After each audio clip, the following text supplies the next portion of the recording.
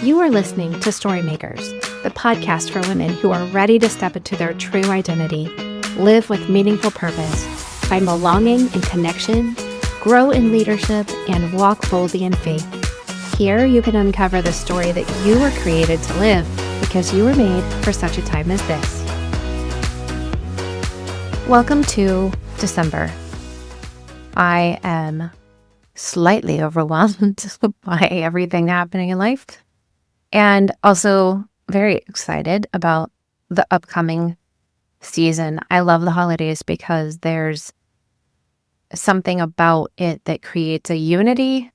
So even if you're out on the street, like stuck in traffic, or you're shopping, or you're out to eat, or whatever you're doing, even if you're like sitting in your house feeling sad and lonely, there are so many people doing exactly what you're doing during the holiday season that even though you're not talking to them, you don't know them, there's a sense of unity that everybody knows this is the time of year we celebrate Christmas. And obviously, a lot of people celebrate it for reasons other than what I celebrate it for, from a faith tradition. But there's still the connection and the unity that I think is really beautiful, and I love it. It's so life-giving to me, and I love anticipation. I love knowing that there is something to come. I will admit that in the back of my mind, December ends on the evening of December 25th. And even though my birthday follows, I still feel like December only has 25 days, and then that's just it. And then there's a blank week waiting for New Year's Eve. It's just literally a blank week. I don't know why, but I recognize that thought is in my head. So I think it's just that it's like the build up to that day. And then after that, it's like, crash, bang, it's over, crickets. Anyway, I digress. Today, I want to talk to you about a beautiful word that I've been learning about and studying. It's a Hebrew word.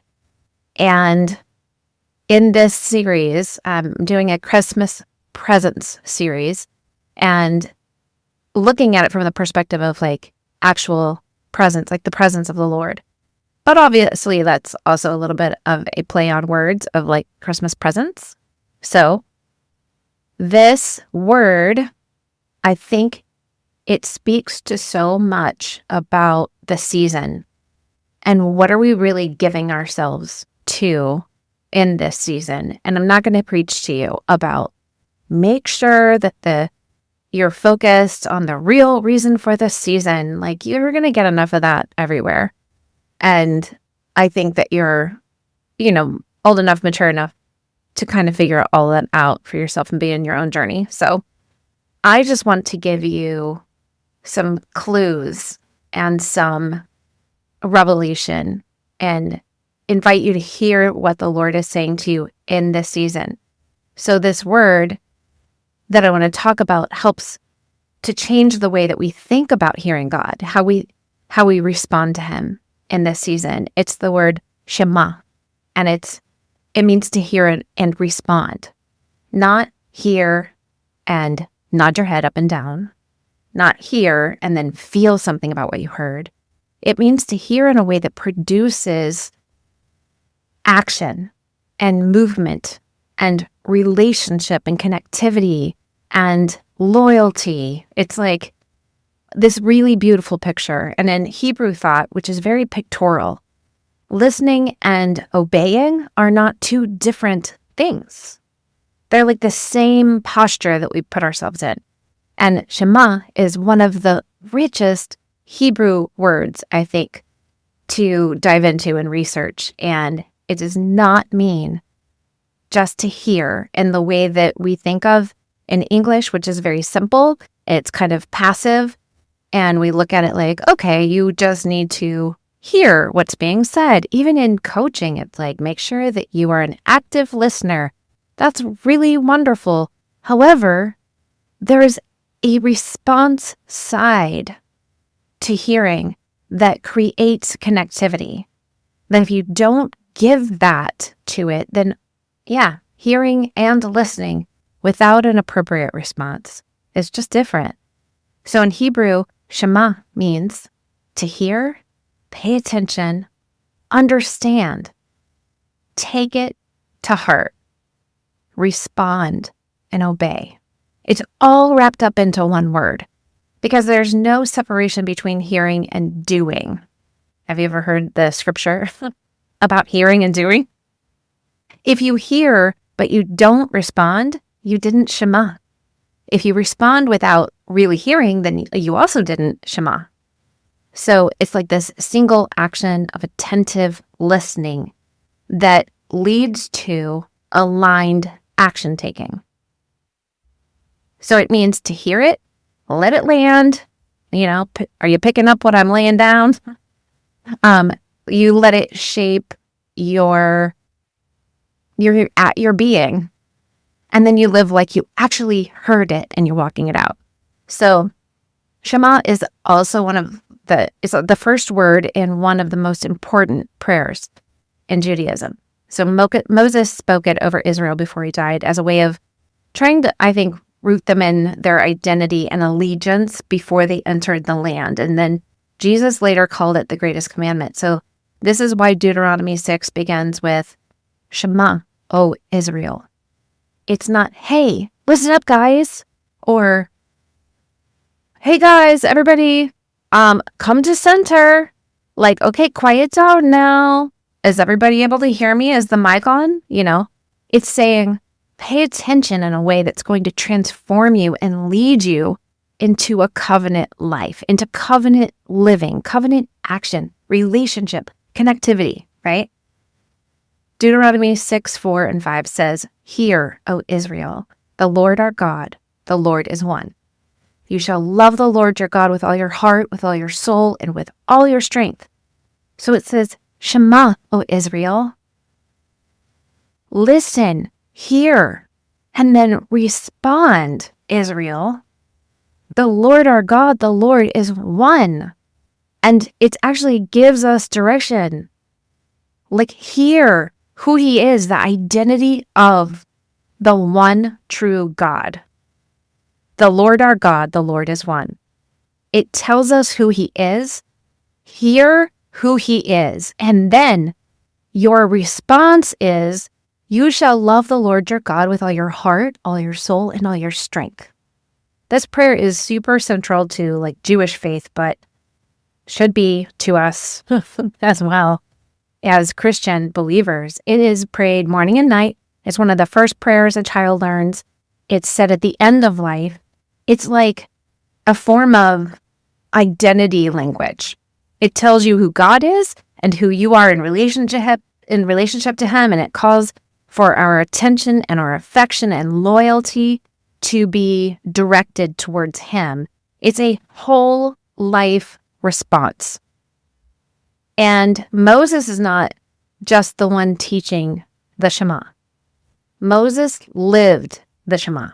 His entire relationship with God, if you just go through the Bible, read about Moses, his whole relationship with God is built on hearing him and responding to him. And then the really beautiful thing is that I think it turns around and you see that God Shemas. God hears Moses and responds to him. So the pattern is kind of like Moses turns aside, right? Before God spoke, Moses noticed the burning bush and then he just stopped. Exodus 3:3 says that he turned aside to see what was happening. What is that? What's going on? So this pause actually changed the entire trajectory of his life. Imagine if he hadn't turned aside. Imagine if he just kept walking. I don't believe it. I don't know what that is. Or, ooh, look, fire. Some kind of crisis, chaos, and confusion. I'm not in the mood. I don't have time for that, right? It's not my job to put that fire out. I'm not going to do anything about that. And he just keeps walking. No, he actually stops. And it's Shema. He's paying attention. He's noticing the nudge of what God is trying to show him instead of rushing past it.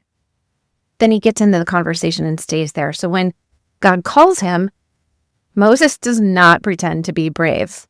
Moses is not setting himself up to go viral on Instagram or TikTok. Like he's just like straight up very vulnerable and real. Exodus 3 and 4 read like a very back and forth between them. Moses is like, who am I to go to Pharaoh? What if they don't believe me? I'm slow of speech. Okay, anybody slow of speech? I'm not. There are moments. I know you don't believe this because you listen to a podcast, but there are moments when I'm slow of speech. He's like, please send somebody else.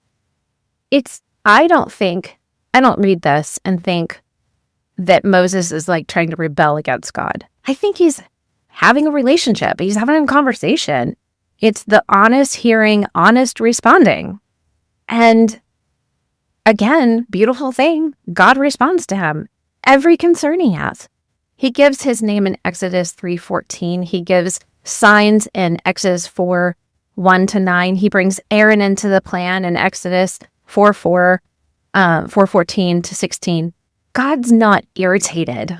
He's engaged and responding to everything Moses has to say about who he thinks he is, what he thinks he's limited in capacity about, all of Moses's beliefs about him that he raises up to God. God's in relationship and conversation with him and speaks back and says something to him. He responds, he Shemas. And then Moses actually takes action, moves his feet. Shema leads somewhere. It's not even just active listening. There's engagement. So he goes back to Egypt. He confronts Pharaoh again and again. He stretches out his staff at the Red Sea. He is actually acting on what he's heard, even if what he heard feels extremely impossible, even if his paradigm is like, I have never seen this be done before. And then God is listening to Moses's fear, and leadership wore Moses down. Numbers 11 shows how he is overwhelmed and exhausted and honest enough to say, I can't carry this alone. And I'm going to stop right there and say, I feel like I carry a lot alone sometimes. And it is hard. It makes me sad. It hurts my heart when I feel that way. And I know people around me would say oh, I'm there for you. I'd help you. But it doesn't take away that sometimes you just find the truth is that you feel alone.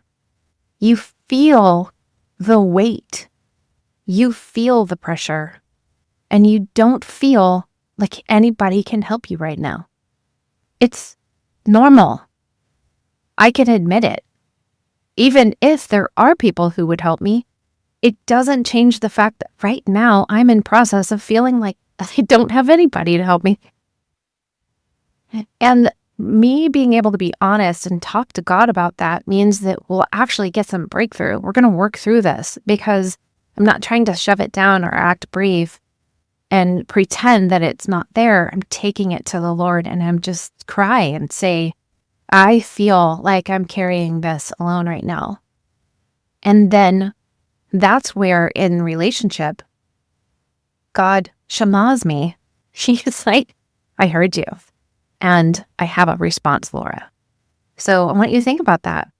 Where do you feel overwhelmed, exhausted, and need to get honest enough to say to the Lord, I cannot carry this alone, so that you can hear his response? God gives Moses 70 elders so he doesn't bear the weight by himself. God Shemas Moses. He listened to Moses' intercession.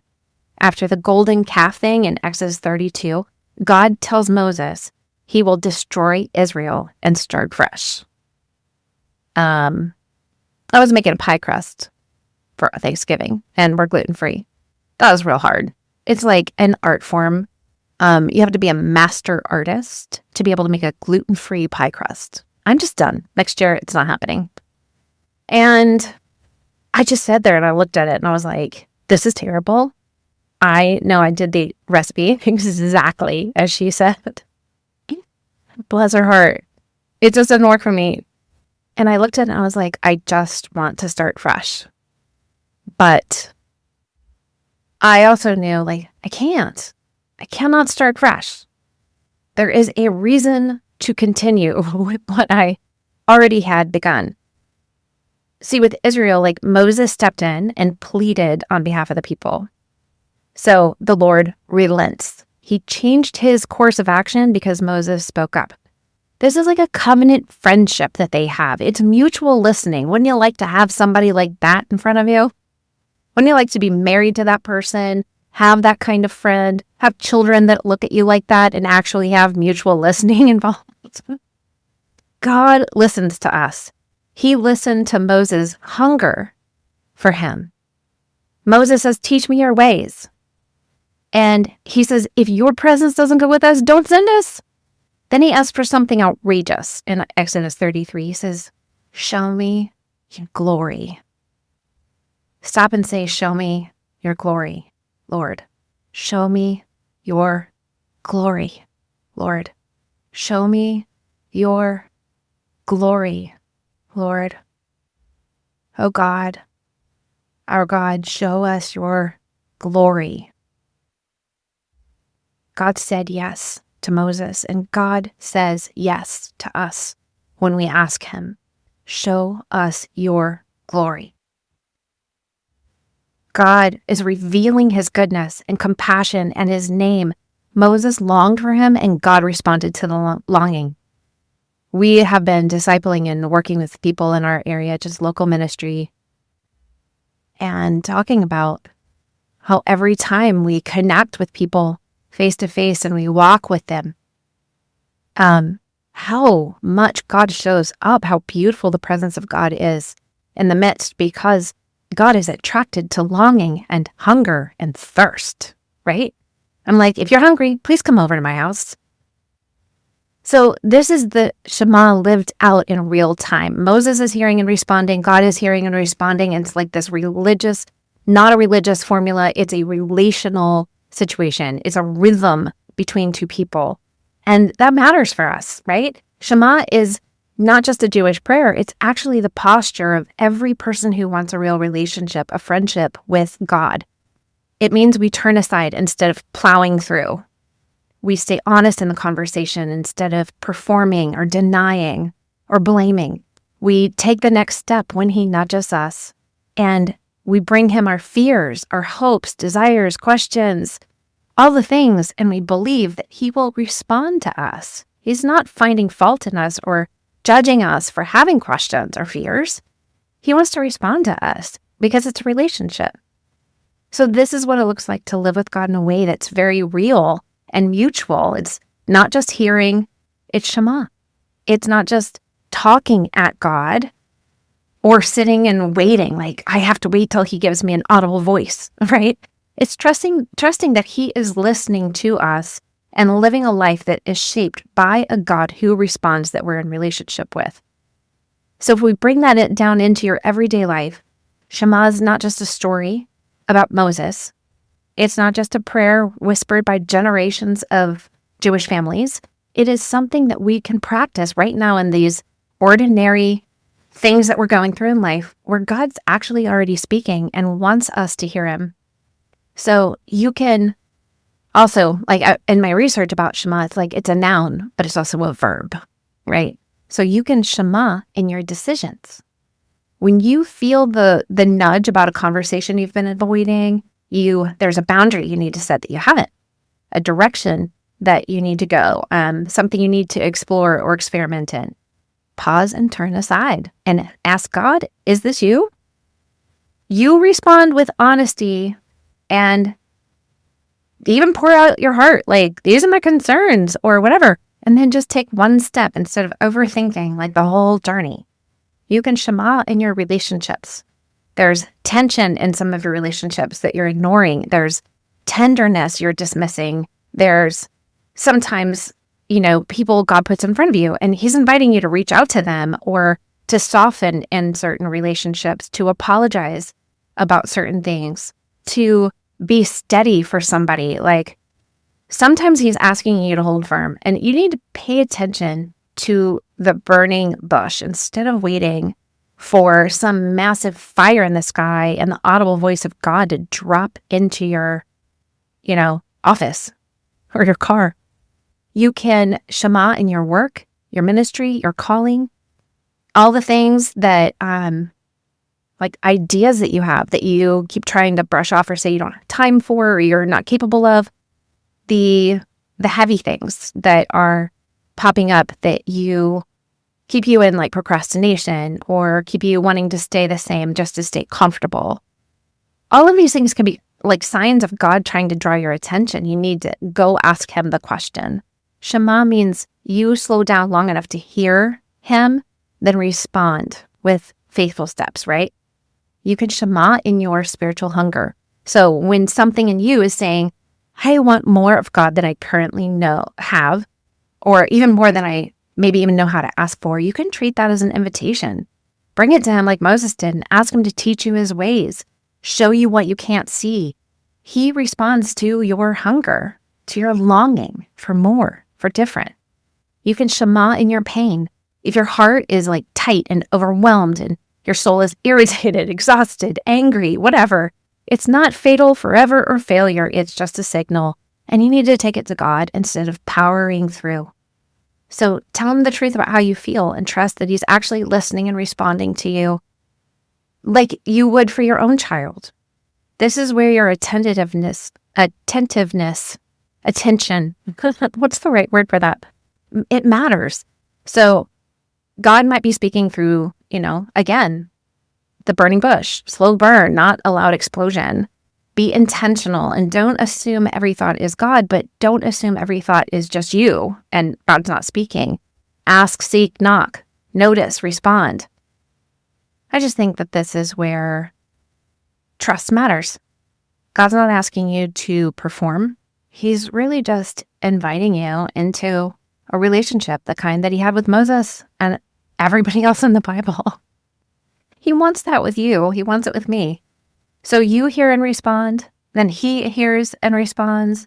And it's kind of like a Shema life is a connected life. It's a paying attention kind of life. And when you live like that way, you begin to see God's presence, his guidance, his goodness, woven into all the places where they're like little burning bushes that you used to walk past them or say, I don't have time for that, or that's not my responsibility. But if you stop and you look at them and turn aside, you might find out all this time, maybe you've been thinking like, God doesn't speak to me. Well, he does, and he has been, but you haven't known how to hear. And now, if you should start learning how to hear, how to see what he is saying, then you can also respond and you can turn to him and it's developing the relationship and the connection with your creator, with your savior, with your father, right? And if it feels complicated, if all of that seems dumbed down or impossible to believe because of the narrative that you operate in, that's exactly the kind of work we do in coaching. So you can always book some coaching sessions, dive in. It's all in the show notes or sterlingandstonementoring.com. If you want some help to clear the internal noise and learn how to hear God and build confidence in all of that in any area of your life, I'm totally here for that. So you don't have to untangle it all alone. If it's not me, I go find somebody to talk through all of this with. Like invite somebody else, share this episode with a friend and say like, hey, I want to pursue this Shema type of life and I want to talk about it with somebody. Share the episode with somebody and say like, how can we dig into this together, right? So the next episode, we're going to be talking about a little bit of a continuation of this in the Christmas present series. And we're going to talk about how Shema calls us to hear and respond. And then there's like this next layer in Deuteronomy 6 of loving God and what that looks like, how we walk that out in putting forth our effort, but also partnering with God's grace in our lives. So I love you, friend. I pray that you have an amazing December, even when it feels terrible, hard, painful, alone. I want you to look at God and say, teach me your ways and show me your glory. Speak to me, encourage my heart. Be the one who is here with me and speak to me. So I want to hear you, Lord. And He will respond to you. Talk to you next week. Thank you for listening. Please subscribe to the show so you don't miss any new episodes. And to learn more about me, my work, and how we can connect, visit sterlingandstonementoring.com or check the show notes. And until next time, remember, all things are possible and figure-outable.